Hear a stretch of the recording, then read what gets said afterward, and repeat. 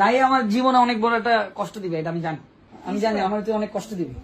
আচ্ছা ভাই, আমি একটা জিনিস বুঝলাম, আমি আপনারা কি করলাম, কি ক্ষতিটা করলাম? দিবি আমি জানি। কন্টেন্ট ক্রিয়েটর তানভীর রাহি, যিনি পরিচিতি পেয়েছেন দেশের আলোচিত সমালোচিত ইউটিউবার তৌহিদ আফ্রিদির হাত ধরে। 5 আগস্টের পর জুলাই আন্দোলন বিরোধী ভূমিকা নিয়ে তোপের মুখে সোশ্যাল মিডিয়া থেকে আড়ালে থাকেন আফ্রিদি। বন্ধ করে দেন ভিডিও বানানো। তখন কোনো এক সাক্ষাৎকারে রাহি বলেছিলেন, তৌহিদ আফ্রিদি যখন ব্যাক করবে ইউটিউব কমিউনিটিতে তখন আগুন জ্বলবে। তৌহিদ আফ্রিদির অধিকাংশ ব্লগ ভিডিওতে তার সাথে ছিলেন এই রাহি, কাজ করতেন তার টিমের মেম্বার হয়ে। এমনকি আফ্রিদির পরিবারের সাথেও রাহির গড়ে উঠেছিল গভীর সখ্যতা। তৌহিদ আফ্রিদির মাকে আম্মা বলেও ডাকতেন এই রাহি।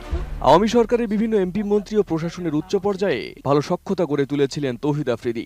আর সেসব সক্ষমতাকে কাজে লাগিয়ে দেশের ইউটিউব কমিউনিটিতে আধিপত্য গড়ে তুলেছিলেন এই ইউটিউবার। আর আফ্রিদির প্রভাবকে কাজে লাগাতো কন্টেন্ট ক্রিয়েটর তানভীর রাহি।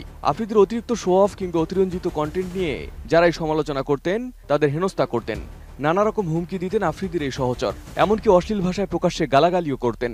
টিমের যারা যারা মানে ছাত্র আন্দোলনের সময় তার বিপক্ষে চলে গেছিলাম, তার বেল্টের বাড়ি আমার তো বেশি কেউ খায়নি, বেল্ট খুইলা আমার কুত্তার মতো পিড়াইতো। তবে সেই রাহির যেন হঠাৎ ছন্দপতন। গত বছরের জুলাইয়ে যাত্রাবাড়ির একটি হত্যা মামলায় সম্প্রতি তৌহিদ আফ্রিদি গ্রেপ্তার হলে তার বিরুদ্ধে অবস্থান নেন রাহি।